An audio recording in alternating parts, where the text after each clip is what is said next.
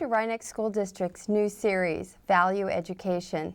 My name is Valerie Feit, and I am Rhinebeck's Enrichment Coordinator.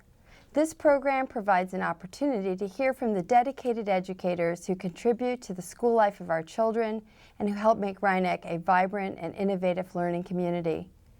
Our guest today is Dr. Erik Lutinski. For the past 8 years, Dr. Lutinski has served as principal of Rhinebeck Middle School.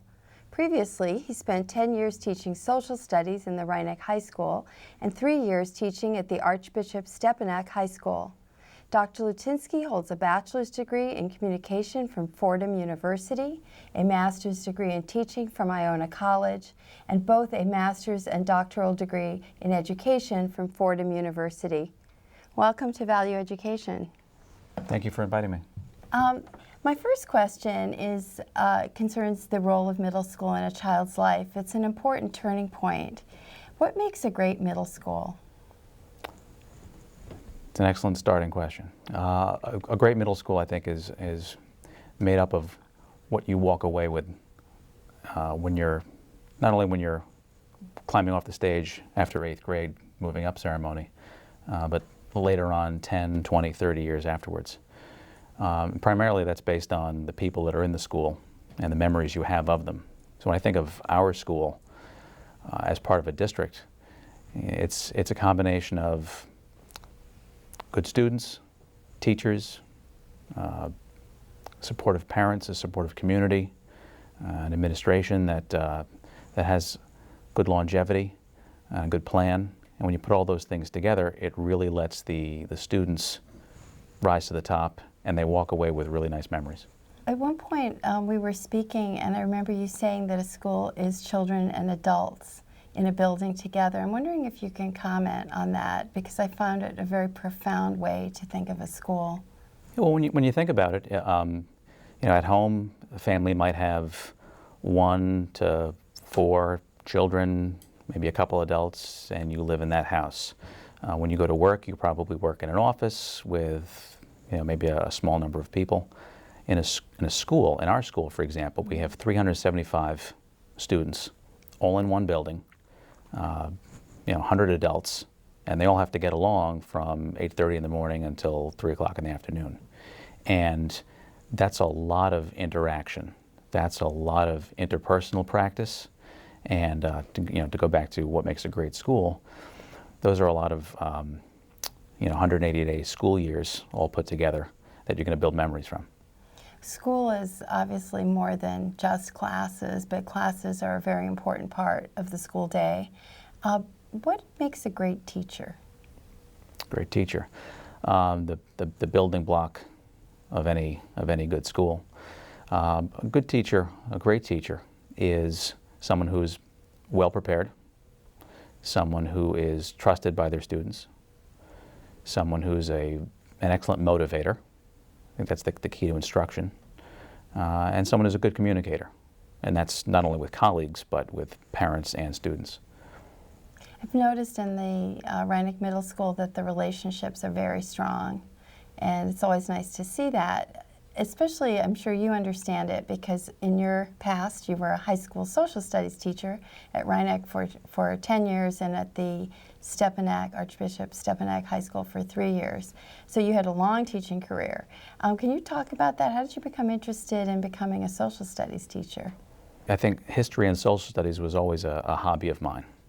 I do remember, I think it was my 7th grade teacher saying, you ought to be a social studies teacher. And I really didn't think about it at the time. I went to school for communications at a time when, and I graduated at a time when the industry wasn't doing well.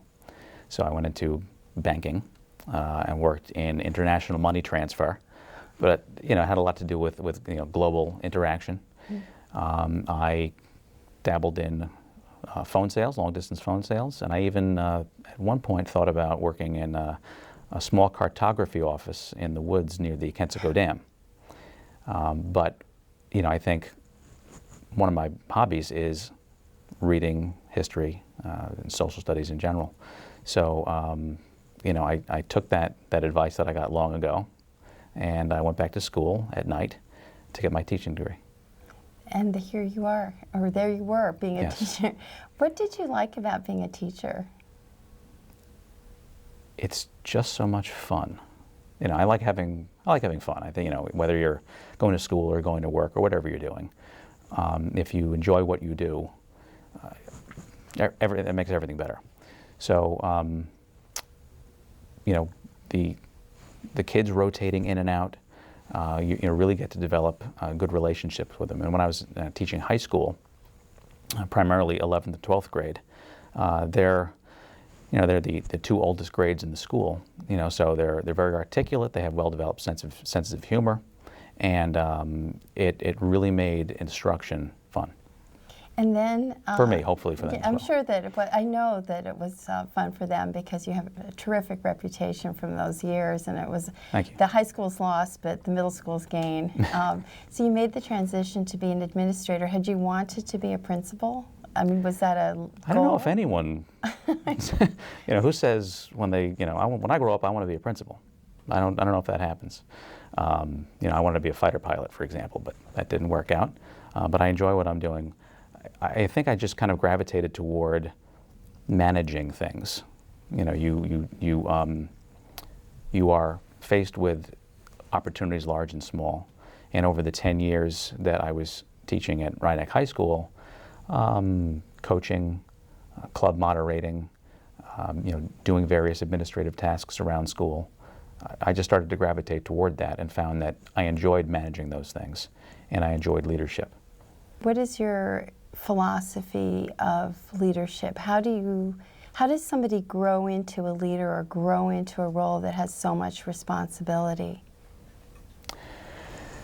That's a very interesting question, because one of the things that you do quite a bit of in you know, teacher, particularly administrator preparation programs, is you read about leadership. And you know, there are as many philosophies on leadership as there are on anything else, and they're quite broad and diverse. I really think the key is being yourself. You know, there are different roles that I play. Sometimes it's disciplinarian, for example. Sometimes it's you know, giving a speech. Sometimes it's leading a meeting with maybe parents, maybe students, maybe teachers, interacting with different people. I wear a lot of different hats, and I have to have different skill sets. So the one constant that I try to rely on is to just be myself and not pretend too much. So I know that when you come into school in the morning, you open the doors and the day gets going, and really anything can happen. So in a day, can you describe some of the hats that you might wear? Like you mentioned discipline, but there are many others. Yeah, you know, discipline, for example, all right, it just snowed. So I have 375 middle school students, and they are coming to and from school and going out to gym, and there's a lot of snow on the ground. That's a challenge. Instructional leadership. You know, the heart of the school are the excellent teachers that we have at Rhinebeck Middle School. And you know, as much as they're hardworking and they get along with each other, you know, what you don't want is people working in isolation. Mm-hmm. And one of my roles is to help bring them together. And we're lucky that we have good people that enjoy each other's company, and that makes it better. Instructional leadership is very significant. I don't think people are always aware, or at least people outside of a middle school environment or any school environment, how much dialogue there is about the curriculum and about the delivery of the curriculum. Do you spend a lot of your time talking with teachers about their own practices? Yes, much more so now than ever. You know, recent changes in what the state has asked us to do has kind of propelled us toward different conversations in instructional practice and what teachers are doing, not only in class, but prior to delivering instruction, prior to preparing the lesson, and then afterwards with records management and communication. But that is, you know, it is the reason the building exists. So that is what we should be doing. And it's at a time in the children's lives when they're developmentally changing. How does that developmental change really impact their educational journey. Do you know what I mean? They come in and they're children and they leave and they're going to go to high school. So you have that responsibility. Yeah, middle school is a very interesting time in people's lives. I think if you talk to people and ask them about their middle school years, they'll say a lot of interesting things. It is there's a lot of change.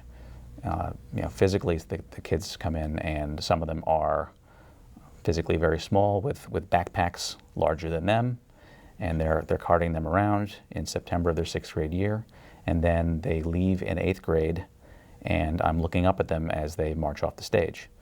So the physical changes are enormous. More significant, though, are the changes in self that I think you go through.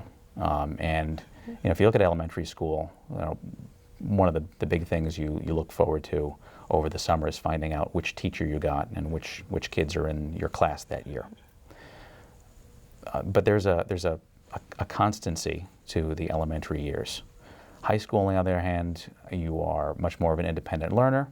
You are walking around the building on your own, going to what's probably your own individualized set of classes with at least maybe an idea about what your college or career goals might be. Middle school is the bridge between those two, and it's not always easy to see what's on the other side. Sometimes it's like there's a curtain when you walk through it, and that can be a challenge. The middle school students exist in their moment, and it's very difficult. I mean, how many of us have said, "If I only knew then what I know now"?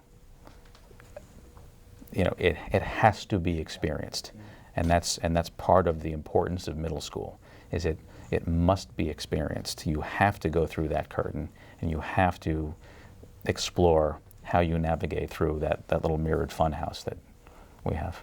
So how can parents best support their student during those difficult years when they're trying to mediate the independence that they want to foster, and yet they still have a child who's fairly young? When I think of that, I think of how-to guides, what to expect when you're expecting. Mm-hmm. There's probably no one set of guidelines for middle school, but I would say this: everything that succeeds with your child usually starts with the foundation you lay at home. And what that means is the basics, making sure they get enough sleep. I can give them education, but I can't make sure they sleep well at night. Making sure that there's good conversation at dinner, or some appropriate time that the family has to interact and talk about school. That there's an opportunity for quiet study time, that there is balance. One of the big challenges for middle school students today is time management, because there's so much to do. So balance is important, and what they will do is they will want to try everything and do it all at once. And most people can't do that. So one of the big roles parents can play is to help them pick and choose things and manage their time appropriately and realistically. Very, very important. And I think as education develops, that homeschool connection becomes more and more important, because the parent has to actually learn about the changes in curriculum and delivery of curriculum that are very different than the years that they experience themselves. So I'm sure that that's an increasingly difficult piece for parents, because they're parenting an adolescent, but they're also having to learn about a whole new emerging forefront in education. What kinds of changes have you seen in the 8 years that you've been principal in terms of curriculum, delivery of curriculum, technology, and so on? I'd say, in the area of curriculum, one of the things you'll hear a lot about these days is the Common Core. And I think there are many times where government comes down with some kind of large-scale initiative that, from a critical aspect, can be seen as a one-size-fits-all fix to something, which may not work. I really think it's how you execute the solution. So with the Common Core, for example, almost all of the states across the United States are now kind of getting on the same page with regards to changes or shifts in primarily English language arts and math instruction. And it's you're right, most parents have, looked at, opened the math book and thought for themselves,